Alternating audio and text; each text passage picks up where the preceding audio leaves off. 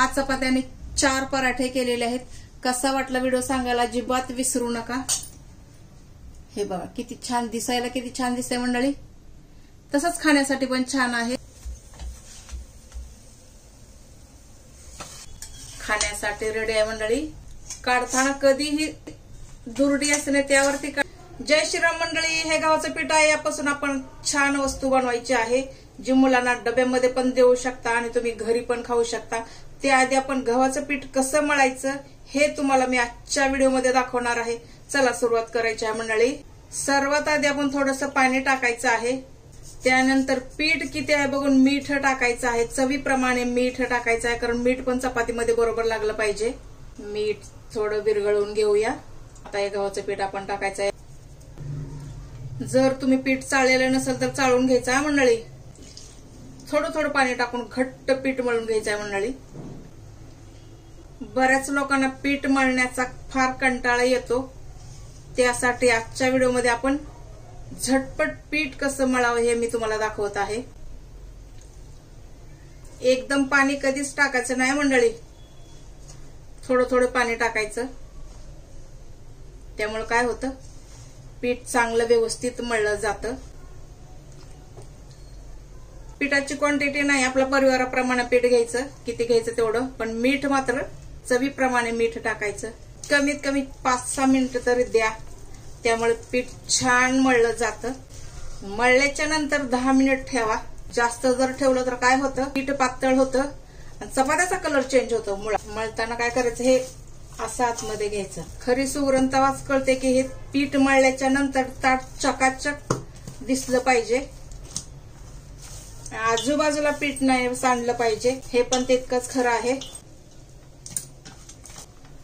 बघा पीठ छान पैकी मळलेलं आहे। आपण आता थोडंसं तेल वरती लावायचं आहे।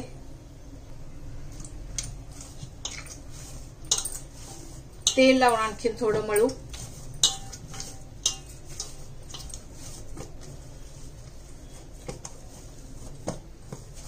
हे 10 मिनिटासाठी असंच ठेवू मंडळी। 10 मिनिटांच्या नंतर आणखीन एकदा आपल्याला ह्याला मळायचं आहे। ह्याला झाकण लावून ठेवूया आपण। चला मंडळी 10-15 मिनिटं झालं असेल। बघा हे आपलं पीठ छान सॉफ्ट झालेलं आहे। आपण आता हे दुसऱ्या भांड्यात काढून ठेवूया।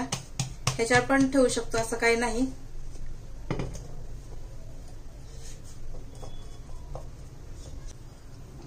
आता याचा आकार तुम्ही तुमच्या आवडीप्रमाणे करू शकता, लहान मोठा।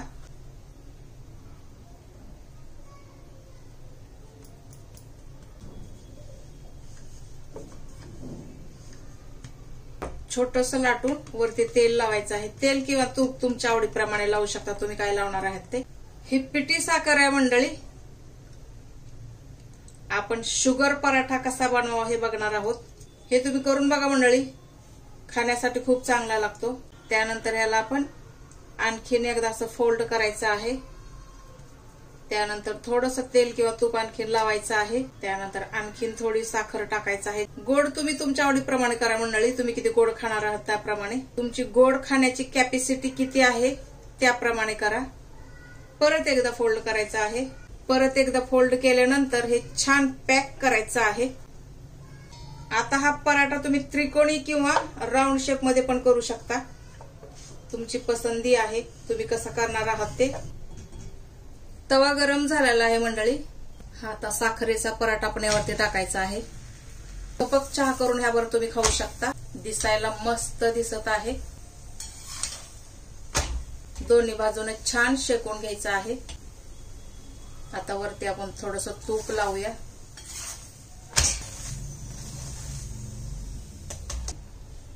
काढताना कधीही खाली अशी जाळी ठेवा, त्यामुळे काय होतं की वाफ आहे ना, त्यामुळे पराठा आपला खराब होतो। ते खाण्यासाठी खूप चांगले लागतात हा मंडळी, तुम्ही ट्राय करा नक्कीच।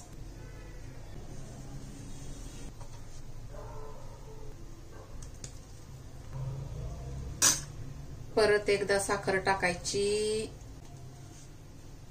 मंडळी। चॅनलवरती नवीन असाल तर चॅनलला सबस्क्राईब करा। सुरुवातीलाच दोन्ही साइडनं पीठ लावून घ्यायचं। त्यानंतर अलगद कधी पण लाटताना मंडळी हळूहळू लाटायचं, एकदम जोरदार लाटले तर ह्याचे पडदे नाही सुटत.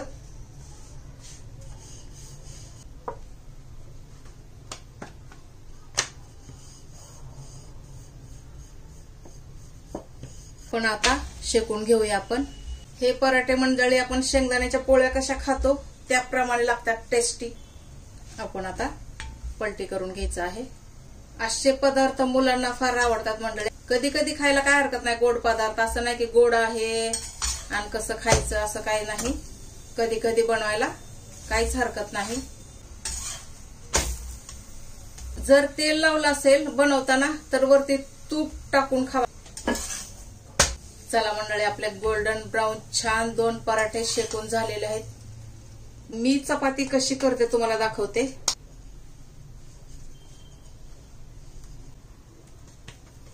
गोल लाटून वरती तेल लावायचं.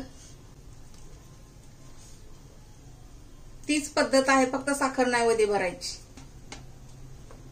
लाटताना तीच पद्धत, हळूहळू. हा आपल्या दररोजच्या जेवणातला पदार्थ आहे मंडळी.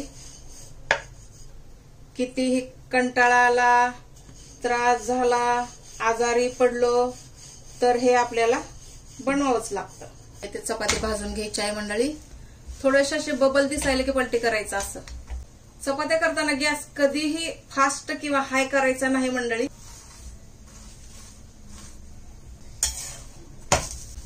चारी बाजून इक्वल शेकलं पाहिजे.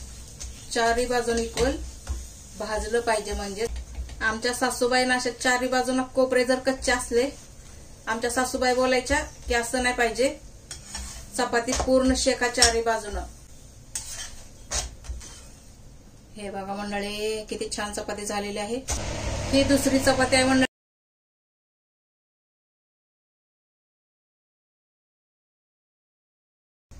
ही तिसरी चपाती आहे मंडळी.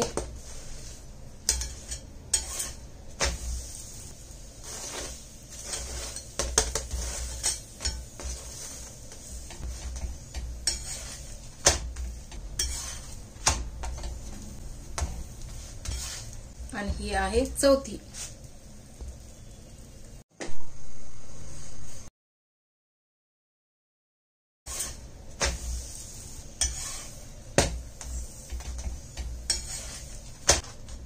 आहे 5 चपात्या आणि 4 पराठे आपण बनवलेले आहेत मंडळी साखरेचे. थोडा जरी आवडला असेल तर लाईक करा. चला तर मंडळी, आज आपण या व्हिडिओमध्ये चपात्या कशा करायच्या किंवा साखरेचे पराठे कसे करायचे, पीठ मळण्यापासून ते प्रोसेस मी तुम्हाला दाखवला आहे.